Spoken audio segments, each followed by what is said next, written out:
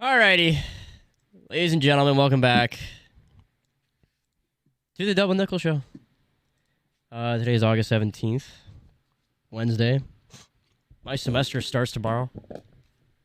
That's exciting. Woo. Nah, not really exciting, but it's fine. I don't know, man. We got a good one today. I feel like we got a Bears preseason game tomorrow. I know we're gonna I think we're just gonna do an hour before. Checks out. So I think that game starts at you say 8? 8 Eastern. 8 Eastern, yeah. 7 Central. Apparently that's a Monday night game, by the way. Like it's a Monday night broadcast, so we'll have Joe Buck and Troy Aikman. They're doing their little practice run or whatever. So better than what we had. Better than what we had last game. Our Twitter's in the bottom left of your screen. I'm Woody. That's Kyle. We tweet about football all the time. Follow us there if you want to. Also, the bottom right of your screen is our Twitch chat. That's where we stream these live every Monday, Wednesday, Thursday at 7 p.m. Eastern. You'll see my chat pops up there that says Aaron Rodgers should be in jail. That's where the chat will be at. Join us live. It's more fun that way. I just kind of got what you said there. And I was like, huh, that's kind of funny. Burn's here. Hello, Burn. Yeah, I don't know, man. That's all we got. Like I said, we do these every Monday, Wednesday, Thursday, 7 p.m. Eastern.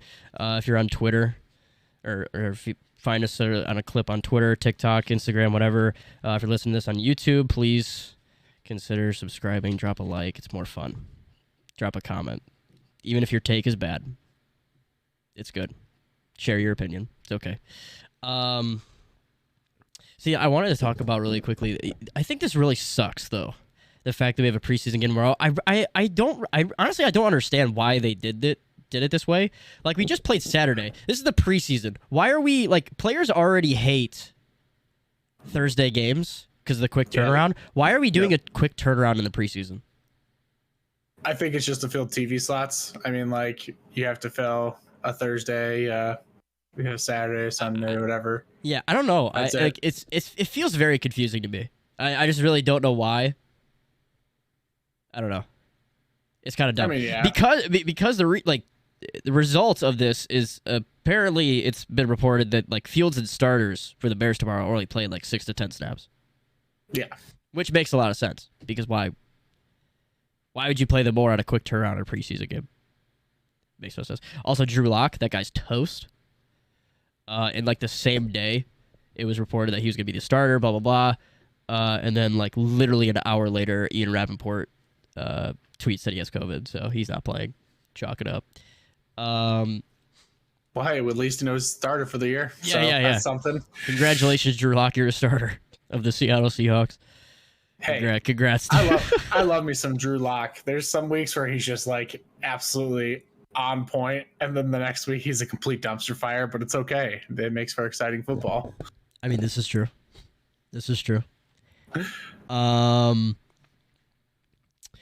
Yeah, we got a lot to talk about today. I know we're gonna do like NFL award predictions, sleeper team predictions, stuff like that. I want to start with this though because I'm fucking tired of it. We're gonna talk about Roquan Smith a little bit, and actually, we the Bears got some national media attention for once. It's kind of weird, not in a good way, of course, because it's never in a good way when the Bears get national media attention. But if you guys are familiar with Colin Coherd and the show he runs on Fox, etc., The Herd with Colin Coherd, he talked about Roquan Smith and the trade discussions that are happening, blah blah blah. Honestly, man, like I'm gonna play it's a 4-minute clip that he posted on Twitter. I'm gonna play the entire 4-minute clip here, for all of us to listen to. But like, I think my feeling with Roquan Smith right now is I'm just fucking annoyed. I'm just annoyed because, like, the thing that gets me is that he doesn't have an agent. And like, it like, okay, in my head, like, you can't take this spot where like I forget, he posted something on Instagram. It was like an official statement or whatever. It was like a week ago. I couldn't recall. I've been trying to avoid the whole I saw it on Twitter because I was looking it up earlier. He had said something to the effect of like, the Bears have not discussed contract negotiations in good faith. He had said something to that effect. And like, I'm gonna be honest, bro, how could you negotiate in good faith when you don't have a guy that actually knows contracts, just like discussing them for you, negotiating them for you? The fact that you don't have an agent, that boggles my mind. How you are a professional athlete dealing with millions of dollars in contracts. You're one of the best players in the entire league, best player on the team, and you don't have someone representing you knowing what you don't know contracts. You don't. How can you be negotiating in good faith when you don't have someone that knows what the fuck they're doing it for you? It doesn't really make any sense to me. How can you play the card of like, yeah, the Bears aren't doing this right when you're not even doing it right? Hey, at least he's getting some pointers from St. Omni or whatever. Oh yeah. Good Lord, man. Come on. And it's like we're still doing this. Apparently he's going to travel with the team to Seattle. He's been sitting out of practice. He's been a spectator, but like I just like, what are we doing? I trade him. I'm done with it.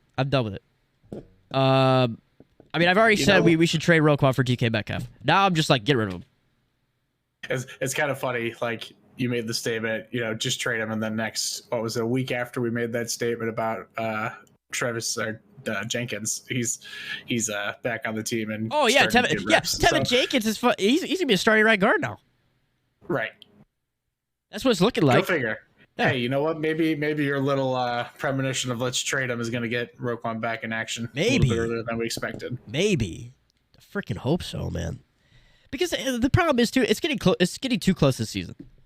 You're getting too close this season for this to be like he's done nothing practically the entire training camp, stuff like that. I mean, obviously he's probably done stuff individually. I know he's still there, like physically at the practices and stuff like that. So it's not like he's holding out completely. But still, this is just like Stop this. I don't know. Here's Kyle Gaherd, though. This is what's happening in the NFL. The smart people see it. Your best player can't be a linebacker if you want to win the Super Bowl. It's got to be a quarterback, got to be a wide receiver, left tackle, or an edge rusher. The smart teams are getting it. So Roquan Smith is a great player for the Bears. Their best player, like a Monte Ellis. And there is a market for him like Monte Ellis. But the future is quarterback and weapons. And the Bears have a young quarterback, and they don't know if he can play. And right now he's got one weapon on the whole team that's elite. I would move him. If you go back to the 50s, 60s, 70s, 80s, you can't name a great Chicago Bear wide receiver because people attain and acquire what matters to them. You love art, you collect it. You like cars, you buy them. But offense has never been the thing for Chicago. It's old school, blue-collar, tough, Ditka. That's what we do here, tough linebackers. I can name 10 linebackers for the Bears. You can't name their best wide receiver ever because it doesn't mean anything to them. It means stuff historically to the Niners, the St. Louis and L.A. Rams, the Packers, the Steelers. It matters to them, so they've drafted, acquired, traded for, and developed. You can name multiple great receivers for St. Louis or the LA Rams or the Packers or the Steelers or the 49ers. You can't name one for the Bears. It is time to do what the Warriors did and pivot off a really good player who has got a market, but you could move Roquan Smith today. There's a story out the Cowboys are interested. Then let them be interested. But the Bears are broken. Stuck in the past, too much 1975 football ideology. The game is changing. This is the moment. Pivot. Move this really talented guy with a market. Get O-line help, wide receiver help, maybe both draft picks. Help your young quarterback. Look at what Cincinnati is doing. Everything they do is to help Joe Burrow. Go get offensive line help. Draft Jamar Chase. People said they shouldn't have drafted Jamar Chase. They went to their quarterback. Who elevates you? He said, I played with Jamar Chase in college. They go get him. Look at Arizona. They go get him an offensive coach from the offensive-minded Big 12. They get him Zach Ertz. They just went and got him Hollywood Brown. Every move, offense, offense, offense. Look around at what Buffalo has done for Josh Allen. They went and got him Brian Dable. They went and got him Brian Dable, smart offensive guy. Then it's Stephon Diggs. Then it's Emmanuel Sanders. Then it's rebuilding the offensive line. This is your moment. Arizona, Cincinnati, Buffalo, arguably, those guys are all going to be better than Justin Fields. If Justin Fields misses, You did it again. You butchered the quarterback. That's why nobody can name a great wide receiver for the Bears in their history, because it's never mattered to them. It's too much about the 80s. It's too much about Ditka and tough, and we do this, and we're tough.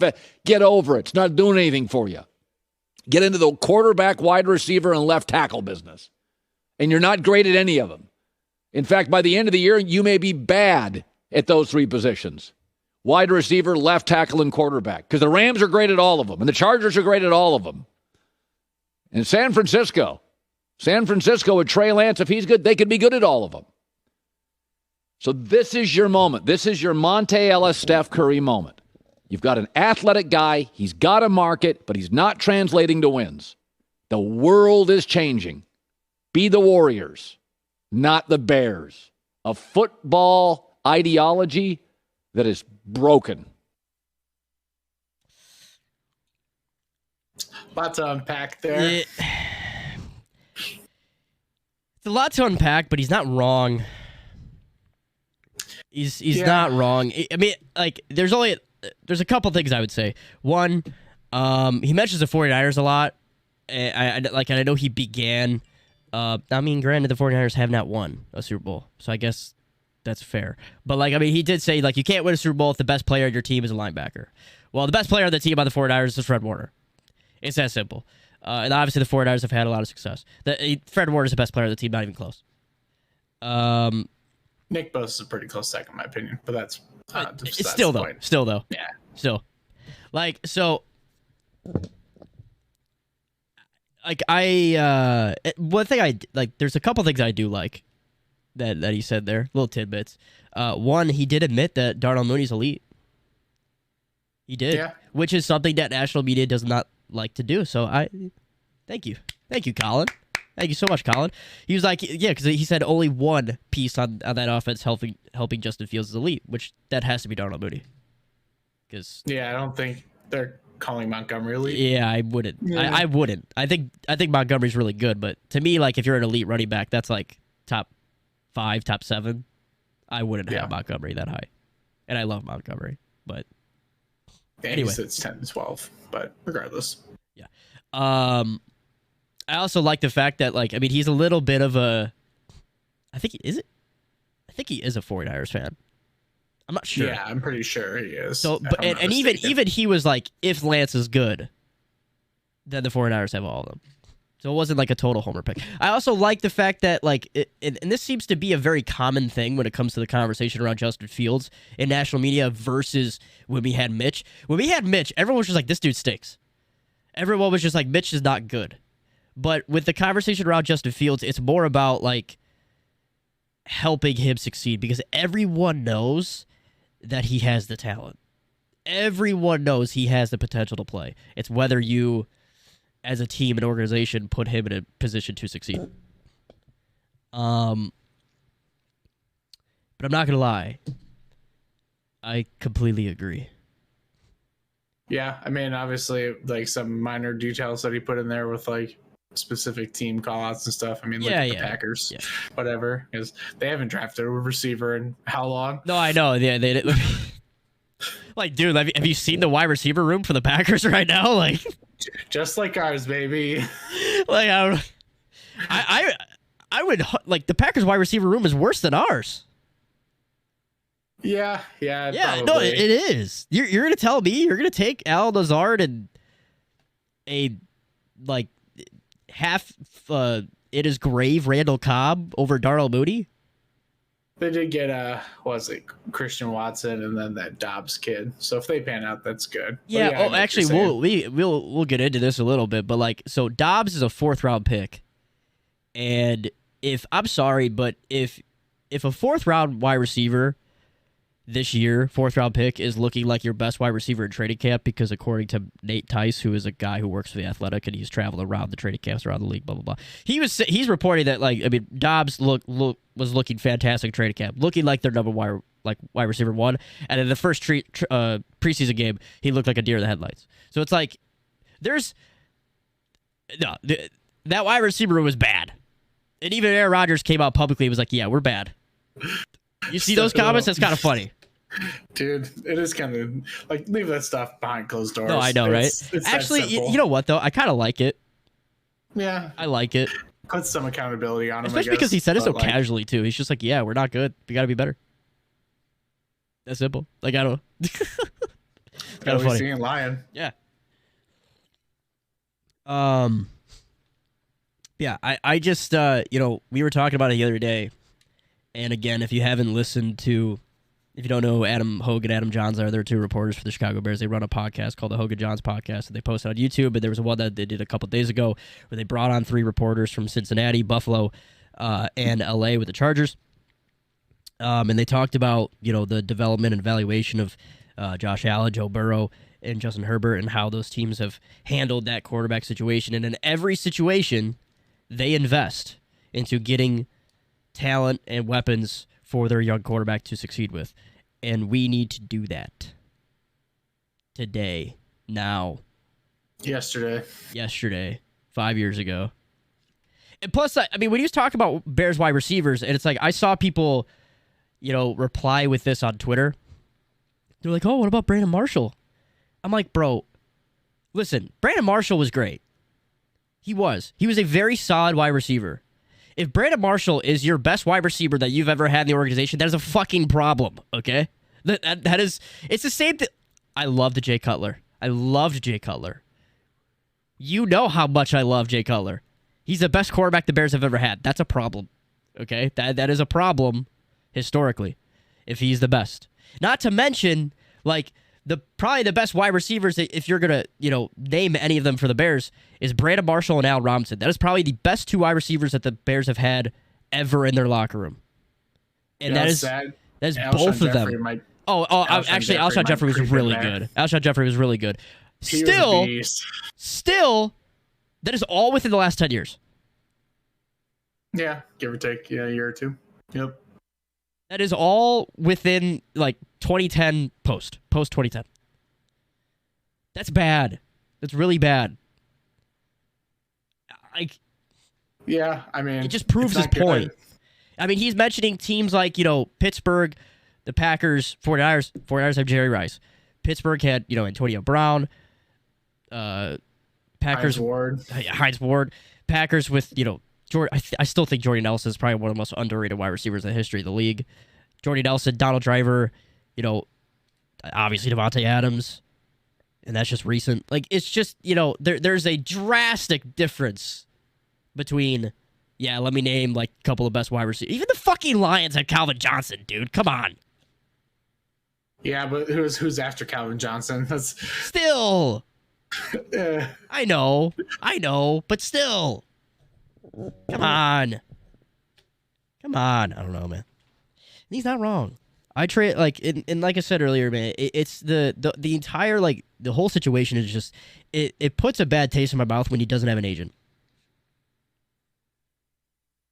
But yeah, I mean, he's not someone that's versed in the legal side of the NFL. Like, right. That's the reason those guys go through literal years of studying. And I mean, like, how, it makes me think about, like, if you're the Bears, right? Everybody's trying to negotiate a contract that is, like, yeah, you want to take care of your players, and Roquan's asking for a lot of money, as he perhaps should be, right?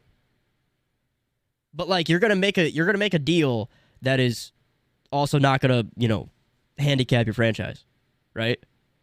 And like, how, there's a lot of mini stuff and whatnot, and in terms of certain bonuses, certain clauses, stuff like that. There's so much that go into these contracts, and it's like, okay, if you're a guy that is if you're an NFL guy they do these contracts for a living and stuff like that, and you have to negotiate and discuss this with a player themselves. One, the player is not going to have, like, agents have, obviously agents are trying to get the best they can for their player, but they are realistic. They are an objective, like, third person realistic source where, yeah, they're going to try and get their best for the player, but they know what their value is.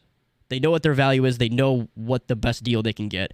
Like, it's hard to, like, I feel like it's just really hard if you're that player trying to negotiate for yourself.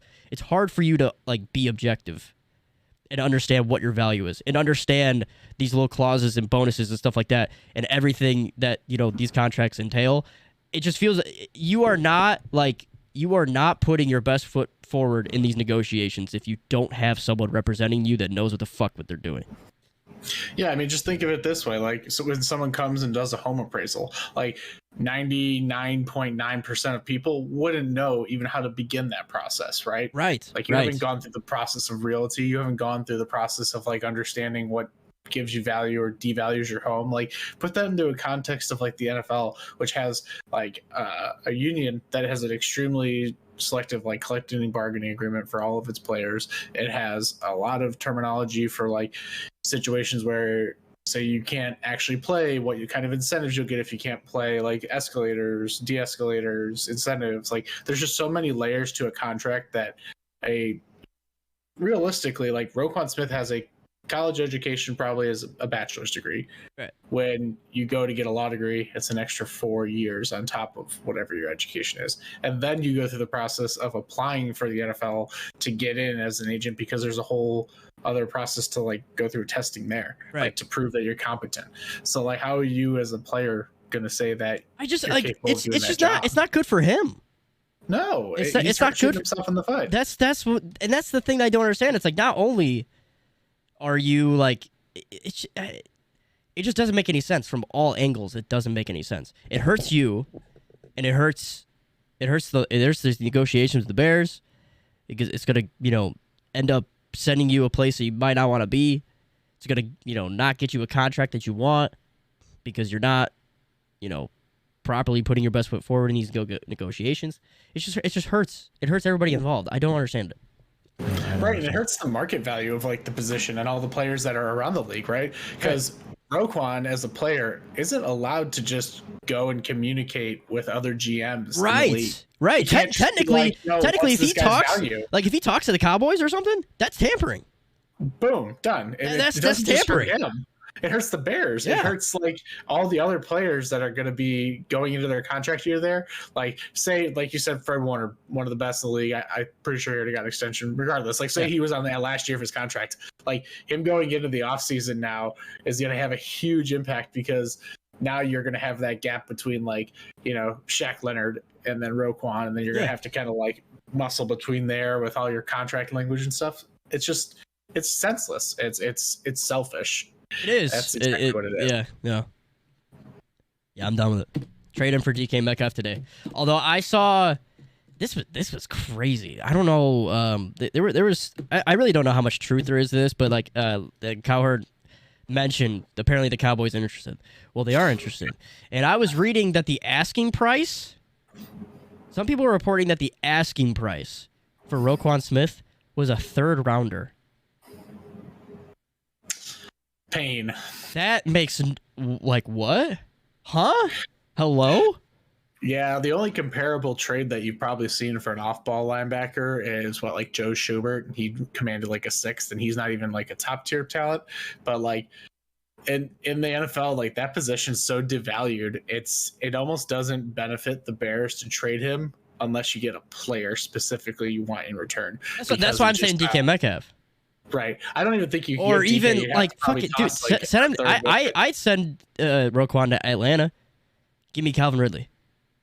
Calvin Ridley's 29. I don't think he's. I know he's out this year, but maybe not. Well, he's maybe not worth Roquan Smith, but yeah, no. Still, though, like, just you gotta get a third rounder. No, absolutely not. I would never let Roquan Smith go for a fucking third rounder. No, absolutely not. No, if that's all you can get back, like, then obviously you just kind of suck it up and kind of have to meet his demands in a sense, right? Yeah. I mean, like, it sucks as the organization, but, you know, you're splitting hairs at that point. Yeah.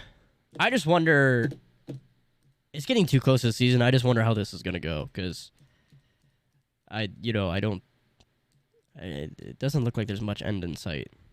Right. You know, this is funny too. Like, this isn't the first time Roquan's held out in contract negotiations either. Right. Like, his rookie year. Yeah, I was going to say, didn't he hold out rookie? Yeah. Yep. He was worried about some, like, hit clauses or something with like contracts with debt or whatever he wanted Yeah. to put in his contract, and didn't And- want to pay fines or something. Again, what did he not have his rookie year either? Same I'll let you situation. guys take a guess. Ding, ding, ding, an agent. I don't get it, bro. I don't get it. Anyway, we can move on from this because I know it's frustrating. I mean, I know we're gonna talk about it more as things going on, but hopefully we just get something develops over the next like week or so. I honestly I don't know. I feel like tomorrow morning he has a contract and he's right. gonna be No, starting. maybe That's exactly what's gonna maybe this happen is now. like the same thing where I was like, yeah, why the fuck have the Cardinals not paid Kyler Murray yet? And then 2 hours Boom. after I post the TikTok video of me saying why have the Cardinals not paid Kyler Murray yet, they given him extension. Maybe that happens. Yeah. I mean, it's worked with Jenkins. It's worked with Murray. It's worked Why with not? Jenkins. Why It's not working with Murray. Roquan? Like, third time's a charm. Done. Why not? All right. Next, I want to get into NFL award predictions. So I'll say mine. So basically how this is gonna work, we're gonna give our favorite and then we're gonna give like a sleeper pick. Now there's a couple for me that like I wouldn't say they're like necessarily sleepers. Some of them are more out there than they are, others, but we'll go along. Anyway, we're gonna start with MVP. I think the obvious MVP favorite for this year, I would be shocked if he actually didn't win it because I expect this team to win 14, 15 games. Now, obviously, bearing injuries, stuff like that, whatever. But I expect Josh Allen to be the MVP this year. There's just too many things that he does that is just fantastic. I mean, he's... I don't need to get into why Josh Allen is good and why he could be MVP. I feel like it's very obvious. And then my sleeper for MVP this year is Kirk Cousins. I fully expect the Vikings to win the division. And I expect them to win 12, 13 games. I expect the offense to be more explosive with Kevin O'Connell. And Kirk Cousins throws over 4,000 yards every single year. He's got two of the best wide receivers in the league. Probably the second or third best wide receiver in the league in Justin Jefferson. Kirk Cousins puts up the stats with a new coaching staff, new kind of offensive, scheme and whatnot. I feel like he's really primed to put up big numbers. Will he get the respect to get MVP votes? I don't know because he continuously gets disrespect. I mean, hell, the NFL put him at 99, 14 spots behind Mac Jones in the top 100. So I don't know, but he's really primed to have a big year. Yeah, I think you're pretty spot on with that. When you look at MVP, I think it's pretty much like a quarterback award at this point. Oh, it absolutely is. Yeah. So, picking anyone outside of a quarterback is kind of a fool's game. That being said, I kind of put Josh Allen right there again. Pretty self-explanatory. Dude's going to put up a bunch of yards, going to have a ton of touchdowns, and he's going to just steamroll that division out there. My sleeper pick for MVP, though, is actually going to be Jonathan Taylor. I know we kind of run the quarterback gauntlet, if you will. But if you think about it, last time we had a running back out there was AP, and that team had a running back carry him into the playoffs and really give him a show. And nothing against Matt Ryan, dude's a really good quarterback. I think he's obviously past his prime at this point, so I don't think he's going to be doing the heavy lifting, and it's going to be on Jonathan Taylor's back to really bring them into that push for the playoffs this year. I like it. I think it's pretty self-explanatory. I mean, the dude pushes 25 touchdowns this year, like 1,800 yards. Got the extra game in the season. Be a pretty strong candidate, in my opinion. The only thing that I would say with that is I guess it's wide receiver versus running back, but if it's not, I just don't think wide receivers get enough touchdowns to get that recognition. Yeah, I just wonder. I feel like it is a quarterback award now, and it's like if someone not a quarterback was going to win it, I feel like Cooper Kupp would have got it last year. Right, he should have. Yeah. I mean that like Triple Crown season. I mean, it was literally like the greatest wide receiver season ever. And he did get it. Kind of insane.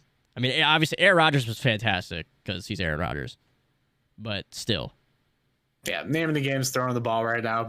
That's just going to be the way it is for the foreseeable future. Yeah. So, until that changes, obviously, be really difficult to see quarterbacks take that or not take that win.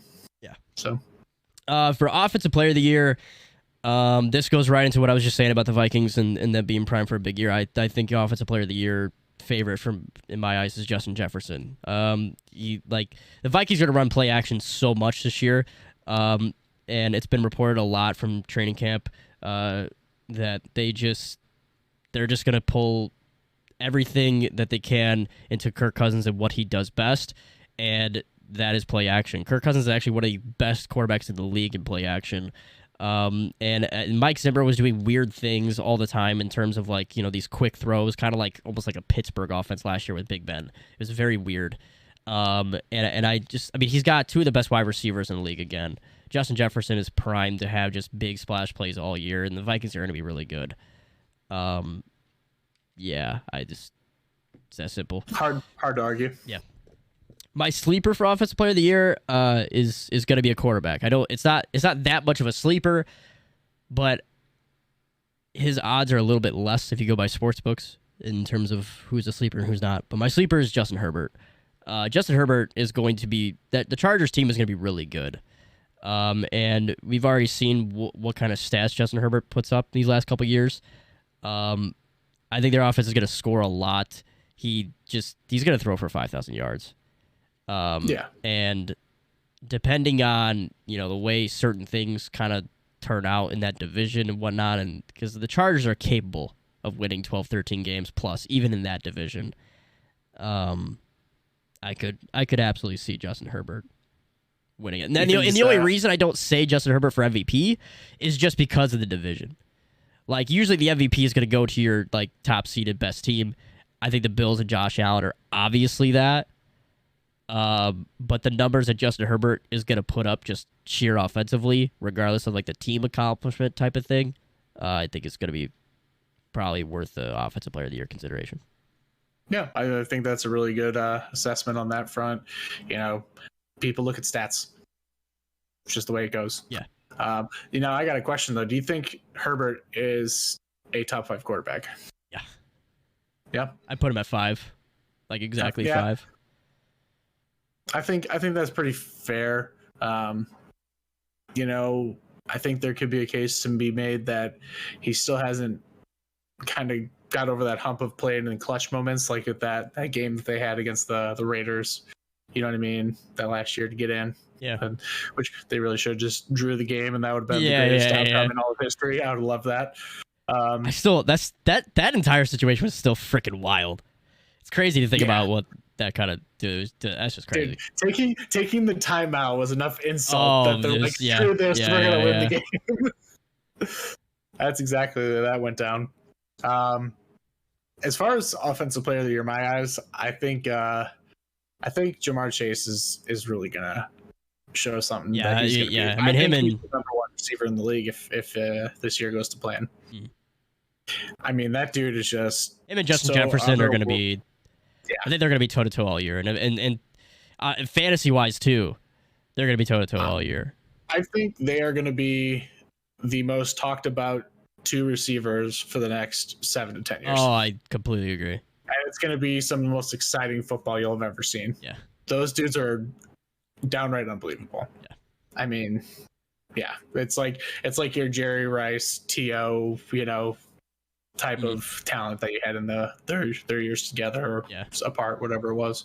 But yeah, I think he's just going to have another year to rebuild that connection with Burrow, get back up to speed. I mean, I mentioned it before in our previous, podcasts. That kid took a year off football before coming into last year and put up those numbers. Right. What happens when he gets a whole nother year? So easy lock for me there.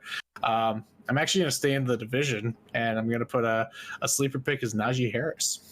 I like it. Dude just gets a ton of a lot volume. of reps, dude. A lot of touches.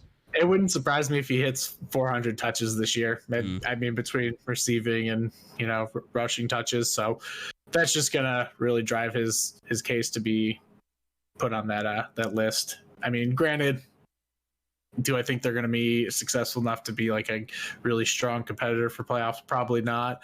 So, but if they are, that's a lock. Right, exactly. Yeah. That's kind of the way I see it. So that's my my sleeper this year. I like it. For defensive player of the year, How do you? I think we're both in the same idea. Like, Well, how do you vote against him? oh yeah, the defensive player of the year is TJ Watt. Yeah. No, it's very. I mean, he's the best. Yeah, no, he's the best defensive player in football. I like if he has any type of the season that he had last year, it's hard to not like vote for him. I mean, it's just he does everything. He does. There's I don't know. Again, this is like it's similar to Josh Allen to me. I don't have to tell you why TJ Watt's good at football and why he will win defensive player of the year. He's the very obvious favorite. So in terms of a sleeper, it really sucks because I wanted to say Roquan Smith for this. I really did. I technically have 3 Bears players up for these sleeper picks on these awards. But here's the thing: I have to be consistent, okay? Because if I predict the Bears to be the type of team I think they're going to be with a shit schedule, a better roster, better coaching staff, they could quietly win 9-10 games. If they quietly win 9-10 games, that is like, especially for a couple of these, especially for Coach of the Year, because I had Matt Eberflus as a sleeper for Coach of the Year. That is like, it makes sense. If this team is that successful, if they win 10 games, there's no way they don't win something in terms of awards. And I also just don't see the Bears winning 10 games or whatever like that without Roquan Smith doing Roquan Smith things, but also elevating. You know, he's always like up at the leaders of tackles every single year. You know, maybe he throws in a couple interceptions, maybe a pick six, something like that. You know, whatever else, fumble recoveries, blah blah blah. The type of stuff 5-6 sacks. Yeah, 5-6 sacks. Like the type of stuff that is gonna be needed to elevate the Bears defense as a whole, but also just it goes to with the competition that the Bears are going to play, and I feel like this is a prime year. I feel like that goes into like the contract negotiations, man, because I feel like it just really stinks because this is a prime year for Roquan to put up some fucking numbers, dude. Yep. And this whole like these shenanigans are just annoying. So yeah, I mean it's just kind of the nature of the beast. Unfortunate. Yeah. All right. So for me, I think Aaron Donald still probably has a really good shot. And that dude's an absolute monster. Mm. You know, it's really, I mean, I think there's really 4 people that you could consider like the rotation of your locks for defensive MVP. Yeah. It's Aaron Donald, it's TJ Watt, it's Myles Garrett, and then Nick Bosa if he's healthy. Yeah. Like those are your 4. Being defensive back and winning defensive player of the year is just extremely difficult. Yeah. I mean, we've seen 2 guys in the past 10 years. I think the only one, Woodson. like the only defensive back that I think is capable of winning defensive player of the year is probably Jalen Ramsey. Yeah, Ramsey probably be your number 1. It's still not. No. Still not. No, it's the people look at sacks. So that's what the communities look at. The sacks are the sexy stat, and damn right. You put up 20 of them, you're gonna win. Exactly. So those are your pretty much your 4 rotation. Really, any one of those guys is 1 A, B, C, or D. Now for a sleeper pick, again, like I said, it's really kind of difficult on that front. I mean, maybe Ramsey is the sleeper. It's as weird as that is to say. Actually, yeah. No, absolutely. Like, dude's, I mean, he's the best corner we've seen in the league. It's been him and Revis for the past 20 years, and it's not even close. I mean, I feel like a lot of times for these defensive backs, like really what it takes is just like a couple different plays to twist a different way where Ramsey gets a couple more picks. Or something like that, like just very, very small little things, changes that add up to him getting, a couple more picks, maybe another fumble recovery or 2 that both, gets those stats up a little bit more that gets him the award. And it's like, because, they don't like, we could talk about how Jalen Ramsey literally locks up an entire side of the field whichever one he's But on. It's not a stat. Exactly. They don't see that. So, or they don't care right. about that when it comes to giving these awards. So Right. They don't watch the games. They look at the stat sheet at the end of the season. Yeah. So And exactly how the Pro Bowl is taken into account too. Oh yeah, no, absolutely. Yeah. All right, Coach of the Year. So my favorite for the Coach of the Year, I know he is in terms of sports books, he is actually regarded as a high favorite. But I feel like this again just goes with my prediction for the Vikings this year. I think Kevin O'Connell is an obvious choice for Coach of the Year. I expect the Vikings to win 12, 13 games. Like I said, they're going to be explosive. They're probably going to win the division, especially with the Packers going to have a slow start because I expect that to happen. I think there's going to be an obvious difference between this Vikings team under Kevin O'Connell versus Mike Zimmer. I think people forget about how good the roster is in Minnesota and how many games last year that they lost by a single possession. And I feel like Kevin O'Connell really uplifts that team and would be an obvious choice for Coach of the Year. Fair pick. I think so. My sleeper is Matt Eberflus because again, if the Bears, somehow won 9-10 games, I feel like that's just it makes complete sense. I like the way things are going right now. I like the way just the energy and everything about Matt Eberflus and his staff right now. It's got a good feel to it. If I had to choose a different sleeper, I probably would say why am I blanking on his name now? Raiders.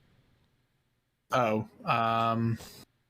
God, why are we gonna do this to us today? I know. Josh McDaniels. Josh McDaniels. Yes. Josh McDaniels in Las Vegas with the Raiders. I would absolutely have him as a sleeper to win Coach of the Year too because I love the Raiders. I love the Raiders, and I think people are really discrediting how good of a chance they have at winning that division. I know the division is stacked, but they are a very good team. They won 10 games last year with everything that was going on with, the injuries, Henry Ruggs, all of that, the coach situation. With all of it going on, that team won 10 games. It was a playoff team, and they didn't get worse by any means. They added the best wide receiver in the entire league. Josh McDaniels is obviously an offensive guy too. I wouldn't be shocked.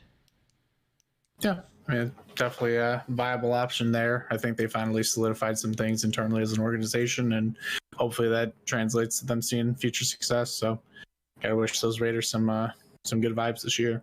My pick for offense or the Coach of the Year, probably it's gonna be kind of like a bland pick in my opinion, but Mr. Consistent Mike Tomlin.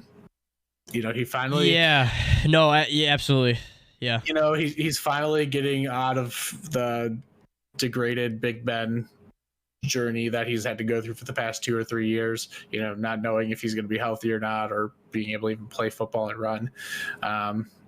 If he takes Mitch to the playoffs in the AFC, he's Coach of the Year.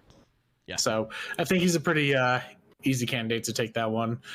One I think that's kind of a sleeper that is honestly one of the scariest men on the sideline when he lines up a running back that's coming at him on the outside sweep. Mr. Mike McDaniel out there in Miami. Okay. I like him, actually. I like him. That dude is the funniest head coach. No, he is. He absolutely is. My entire life. And just the way that he had that whole situation happen in that last preseason game where the I think it was a receiver on a jet sweep was coming towards him on the sidelines. He basically just lined him up and was just ready and mean mugged the dude all as he left the field. So he is great on podcasts. I remember he was on the Pat McAfee show before, and he was fantastic. Yeah, and what's really great about him too, I think he's really similar to Sean McVay in the sense that like their minds work in the very similar way. They're extremely football intellectual. Yeah. And obviously that may lead to them being a little socially awkward, but at the end of the day, like it's funny, man. Oh yeah. They're good football minds. I think he'd be a really fun candidate for it this year. I like it. I just don't like the Dolphins and Tua. But I love Mike McDaniel. Yeah. Love that. Okay, so now we're gonna talk about actually we'll do a comeback player of the year before rookies. obviously we both have been we both been on this train for so long. I literally I still have the screenshot of me commenting in October of 2021 on Jordan Palmer's TikTok video of Mitch Trubisky, and I commented Mitch Trubisky is going to the Steelers and winning comeback player of the year next year. I've been on this train for so freaking long. Yeah, he's my favorite to win comeback player of the year. Dude, I've got to go through all my receipts. I have so many receipts, and I cannot wait to watch him play football. I cannot wait to support that team, and I can't wait to see them just shock people. I put my hubby on it, so he's my lock-in too. Yeah, I have a bet on Mitch as well. We're both believers. We're both in this. We're all in. We might be homers, but it's okay. Yeah. Now my sleeper, I feel like he's not like.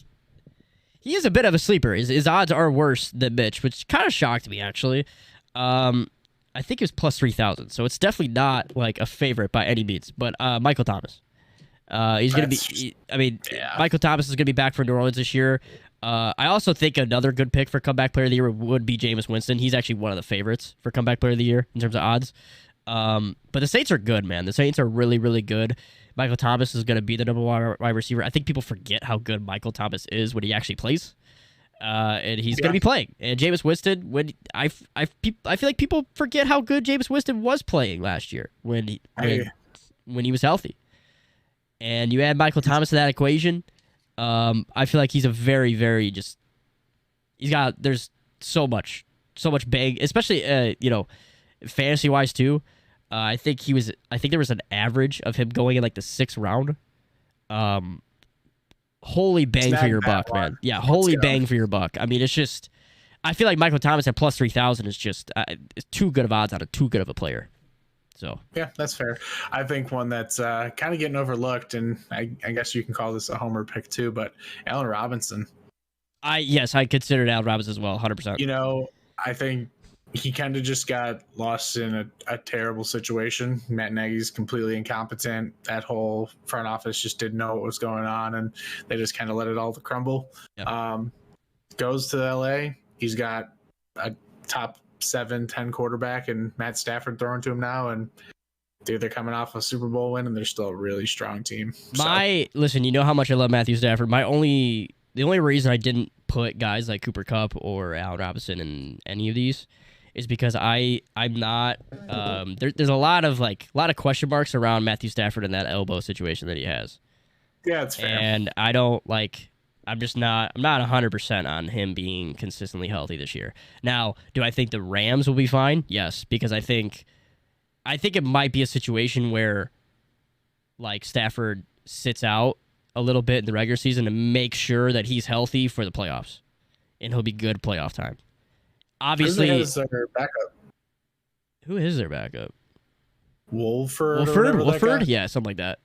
Maybe. I don't know what else it is. That team could probably get by for a couple weeks so easily because they're that good. But obviously, in terms of like the team success, that won't be that big of a problem. Awards, obviously, if he sits for 4 or 5 weeks, throughout the year, that's kind of tough. Yeah. So. Yeah. Yeah, it is John Wolford. He's John Wolford. Good for him. Good for him. Good for John Wolford. Yeah. I don't want to give a clap. That's probably the first time he's ever been clapped for. Anyway, let's move on to rookies. All right, rookie offensive player of the year. My favorite, and I know he is a high favorite in terms of sports books. Breece Hall. Easy. Yeah, that dude's extremely talented. I mean, and this isn't a homer pick either because I did go to Iowa State, but Breece Hall is really, really good. The Jets are going to run the ball a lot with him. As long as he stays healthy, he plays a full year. He's going to get so many touches. He's going to have a lot of these. Like his stats are going to be good. He's a very, very obvious pick for rookie offensive player of the year. My sleeper is George Pickens. George Pickens has had a lot of hype going out of training camp. And I know with, like, what is it? Where he was like sitting like this and whatever the fuck was staring at the TV or some shit. I just think like, you put him in a situation where, in an offense that focuses on getting wide receivers touches. You know, they're not necessarily, Pittsburgh is not about the big splash play, really. They're about getting the wide receiver a ball really quickly, guys like, you know, Deontay Johnson, stuff like that. They get the ball out to them quick. They let them do their thing. George Pickens could very easily get a lot of touches from Mitch. I know they're going to focus on playing the line of scrimmage type of stuff. So, sleeper. Yeah, sleeper. Solid. Went to school with that guy. Oh, my guy Byrne over here went to school with John Wolford. Wolford? My guy. Wolf. Wolf. When are we getting tickets? Yes, sir. Dude, hit him up, bro. What? Hey, I went to school with the starting left guard for the Rams, David Edwards. Dude's a monster. And I don't have Rams tickets right now? No, What the hell, bro? I wasn't friends with him. I just went to school with him, but Yeah. dude was 6'8", about 215, 220 in high school. Played quarterback. Jesus. Went to Wisconsin, transitioned to tight end, then to offensive line, taken the 5th round, and rest is history. Starting off Rest is offensive history. lineman. And it's really weird is their starting center, Brian Allen. He was actually one of our rival schools in our conference, and he ended up going to Michigan State. He was like all-state wrestler. I think he won like state 3 times in wrestling or something stupid like that. Dude was a monster. He got drafted by the Rams too. So like they used to play against each other consistently in high school, and then they ended up both as offensive linemen in the Super Bowl winning team. So pretty cool little. That's pretty nuts, actually. I know, right? Like, what are the odds? Like a super small connection and whatever. But man, this rookie class is kind of weird, right? I don't think a lot of these players are going to come in and have the impact that you're going to see, like the Jamar Chases of last year, things like that. Right, yeah. I really would have liked to have said Garrett Wilson in New York, but because of the whole situation there with Zach Wilson not being the guy, really, that's my opinion. I mean, granted, he could blow us out of the water, but I just don't see it right now. But Chris Olave down in New Orleans, man, I don't understand how people were saying he was a 2nd-round talent going to that draft. And nah, dude, I mean, like New Orleans has. I feel like New Orleans is really being disrespected a little bit here. Yeah, going into the year. If Chicago had the ability to have Chris Olave, where they could have had Kyler Gordon, that guy would have been snatched up in about 2 seconds. 100%. So 100%. I think he's a pretty good choice there. I mean, obviously we'll go with the running back in a team that's dysfunctional. In my opinion, Breece Hall was a 1st-round running back. I think. I honestly 100%. 100%. I don't know how the 100%. The Bills should have taken that guy. Oh, the Bills should have taken, dude. I no, trust me. I was like, I remember watching the draft, and I was shocked when the Bills did not take Breece Hall. I was shocked because it was like the most obvious choice for them. It would have immediately made an impact on a great team already, and I mean, it just, I was shocked. Yeah, so I think he was a pretty good choice there. I'm gonna go Dobbs in Green Bay as a sleeper. I know you said he's been looking. I just think that he's got Aaron Rodgers there. They don't really have a lot of targets, so he could just wind up having a pretty nice little rookie season. So absolutely got that option there. So that's just kind of where I'm sitting at with those people. All right, so rookie defensive player of the year. My favorite is Aiden Hutchinson. Now, I just feel, Aiden Hutchinson, I feel like was just the best player in the class.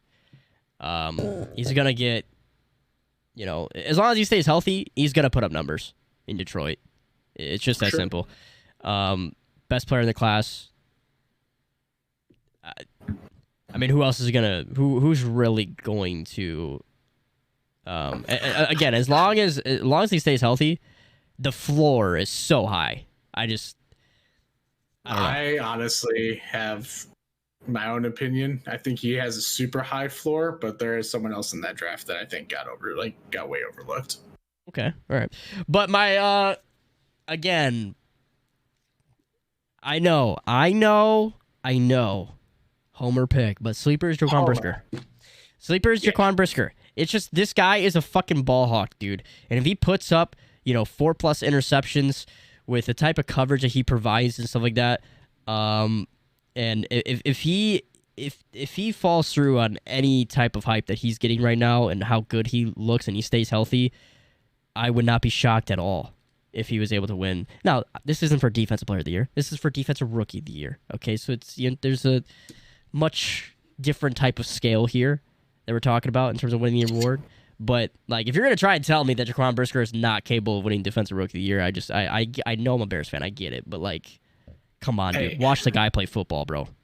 I'm gonna make sure we edit that, so it's gonna be Jaquan Brisker Defensive Player of the Year. Yeah. Done. Locked you in.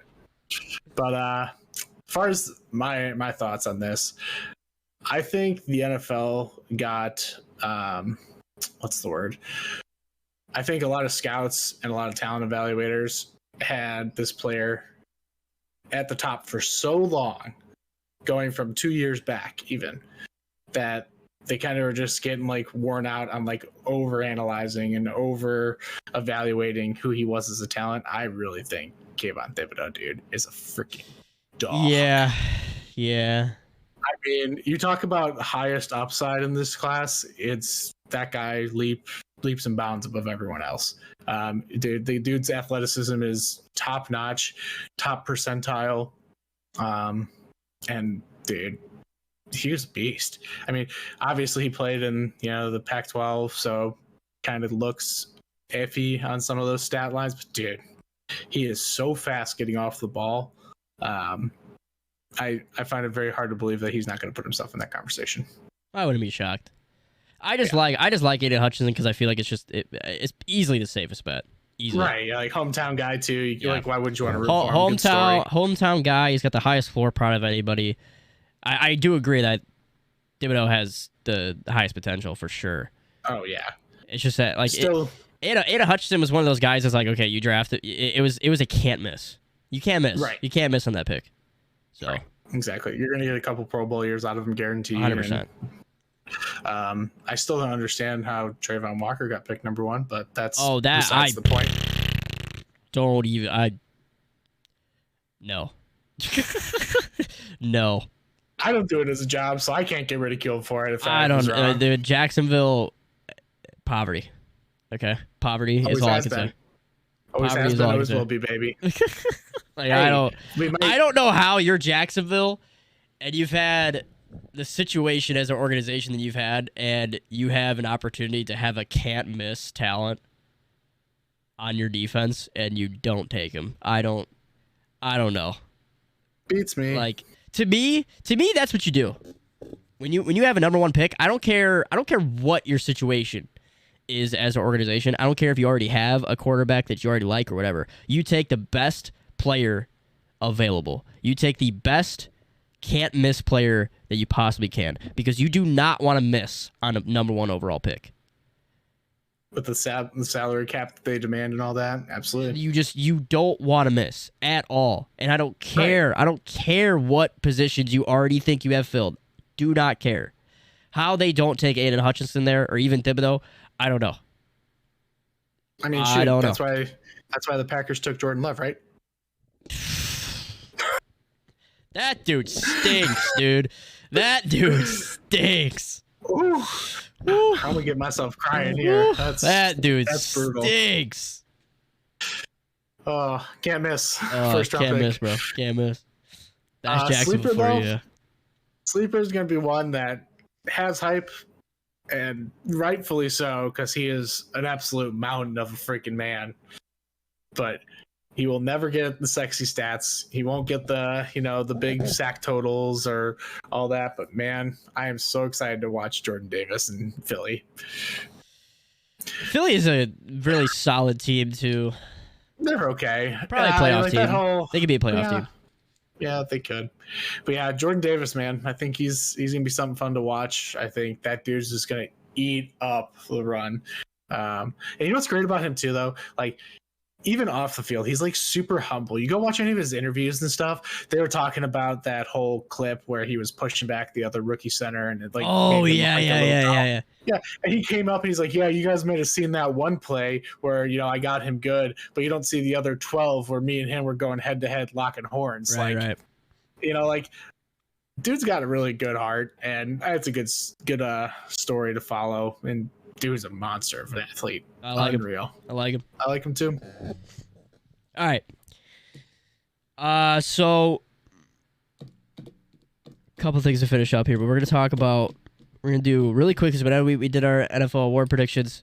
I want to give the sleeper team a prediction. I've talked about him a lot. We've already talked about him today, but my sleeper team for the year is the Raiders. I love the Raiders. I love everything. I love Derek Carr. I thought Derek Carr last year should have gotten some consideration for MVP. Not only does Derek Carr put up good stats. I mean, he's thrown well over 4,000 yards for 5 years straight, etc.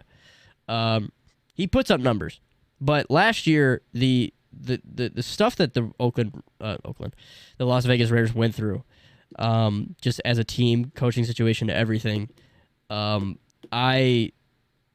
to win 10 games and be a playoff team, I really thought Derek Carr should have gotten some consideration. I still like that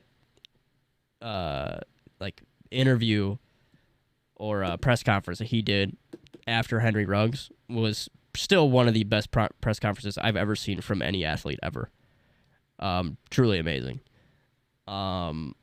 Hey, he also had a really nice entrance with that behind follow zoom when he was running down the tunnel of all the players. Yeah. Cinematically, that was one of the coolest entrances I've seen in all of NFL history. So he's got that vote. I love Derek Carr. I love the Raiders. I know they're in a stacked division, but they could really they won 10 games last year and they added the best wide receiver in the league. They did not get worse in any means. You got Josh McDaniels, who is a good offensive-minded coach.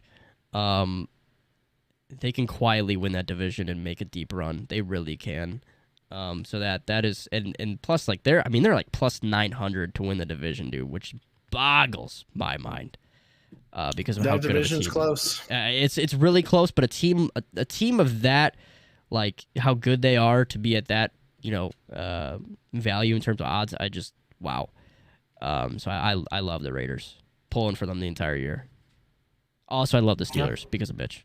We know this though. Yeah. Anyway, go ahead. Kiss titties. Oh man, in my honest opinion, I think the Vikings are one that you just gotta look at. I mean, I understand new coach, but who gives a crap, man? That team's got so much talent offensively; it's disgusting. Arguably, a top 2 receiver duo in the league. You could probably make the case that the Bengals probably are a little bit better with T. Higgins and Jamar Chase, but you're splitting hairs at that point. If Dalvin Cook comes back and is actually healthy for the whole year, you got a top 5 running back on your team. Like you've said multiple times over the course of the past month, Kirk Cousins consistently puts up big numbers. I mean, granted, he's had his moments where he can't always come through in the clutch, but I think there's just enough talent and a big culture shift that we might actually see them make a good push. See, I think a big difference this year, and like I mentioned earlier, I think people forget about how many games last year that they lost by one possession. I know there's the Kirk Cousins not coming up in the clutch type situation. I just don't think those situations are going to happen that much this year. I just think the Vikings are just going to win games, period. They're not going to be in a situation where they need a 2-minute drill type of drive from Kirk Cousins every single game.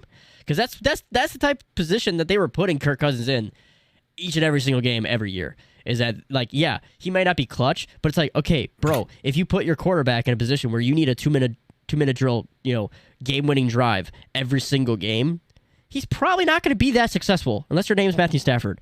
But it's just, I think this year they're that good. I don't think they're going to need these close game victories every single week. They're going to be putting Kirk Cousins in a much better position to win games. Just, no, I think it's pretty spot comfortably. So, love the Vikings. Love the Vikings. Even as a Bears fan, I have no problem with the Vikings, and I don't have any problem with the Lions either. How could you have a problem with the Lions? They fucking stink every year. But we all hate the Packers. We all hate the Packers. Do you hate the Vikings? I don't hate the Vikings. I mean, I think we all just collectively hate the Packers. yeah, I mean that's pretty much the consensus in the division. I guess you could make the argument that like they're kind of rivals because they have to be by default. Right. Yeah. But yeah, they're good. I remember like when I was out in Iowa, you have a lot of, like, you have a good amount of Bears fans. Iowa's actually pretty split when it comes to football. There's a good amount of Bears fans, a lot of Vikings fans because, Minnesota right there. Then there's the decent chunk of Kansas City fans because Kansas City's only like 3 hours away, so you have your Chiefs fans. And then I think there was some bandwagon type of shit going on, but there was a weird amount of 49ers fans. But so people out there, I wear my Bears stuff all the time, and I give Vikings fans that they'd be like, "Oh, I fucking hate the Bears." I'm like, "Why? Why are you being mean to me? Like, there's no reason. There's no why. Like, we haven't done anything to each other. What's the why?" I don't know. I think it's just kind of like whoever wins the division. That's just the right? kind of sentiment. That's really about it. Yeah. True. Yeah. True. But It's like, we haven't had a big game against the Vikings. Like, I can't remember a significant game against the Vikings. Yeah, I mean, it's always been kind of like wishy-washy. Like, one person wins. We usually end the season with them, and by that point, it's like, especially the last few years, Vikings have been in contention, Bears have not, or Bears were in contention and the Vikings were not, and that's pretty much been that way for a while. So yeah, I mean, that's pretty spot on, to be honest with you. Yeah, and then there's the Lions. I mean, I feel bad for them. I hope they have a really good year this year. I do. They deserve it. Well, Zarv, thoughts on Miami, the Dolphins? I don't like them.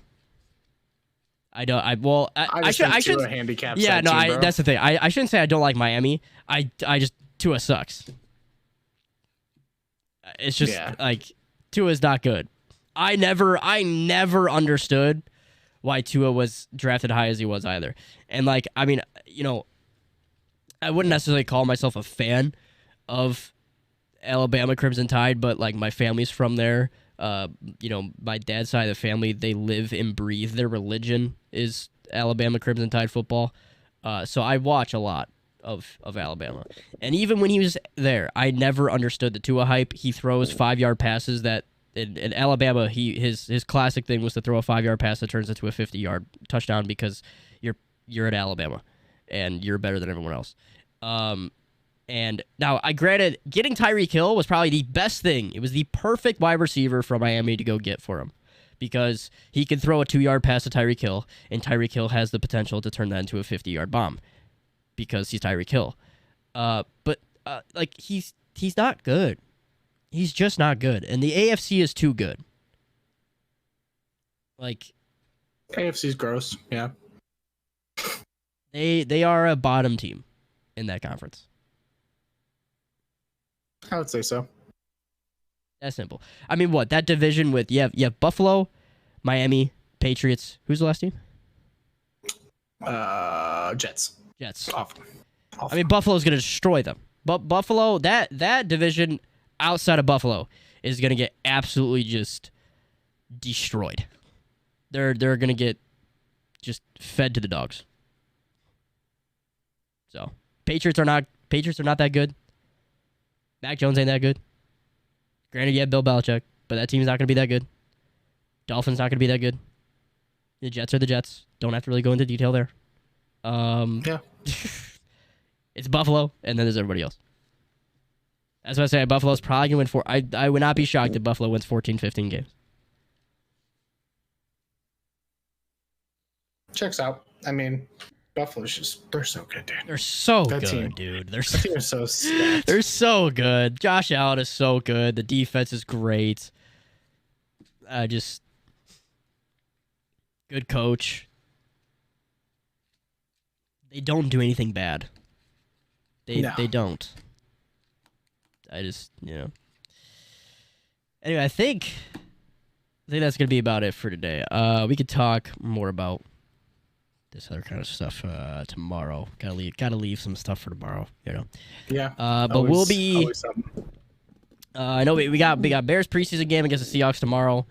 That starts at 8 p.m. Eastern. We'll do like an hour before that, something like that. And then we'll be back Monday as well. Yeah, this is a good one. I felt good about this one. This was good. I think it was pretty spot on with how we feel as far as our opinions go. I mean, great takes, man. We have great opinions. Jesus, let's go. Come on. I don't know about that one. We have great opinions. I mean, I put $100 on Mitch Trubisky. I don't know how great of an opinion. That's free money, dude. That's free money. I don't understand. If you haven't put $100 for Mitch Trubisky to win comeback player of the year right now, what are you doing? You're holding yourself back. You're working too many hours staring at a computer screen. This is not financial advice. I think I have to say that. I think so. Something like that, right? I don't know. For legal reasons, this is not financial advice. But if you want free money.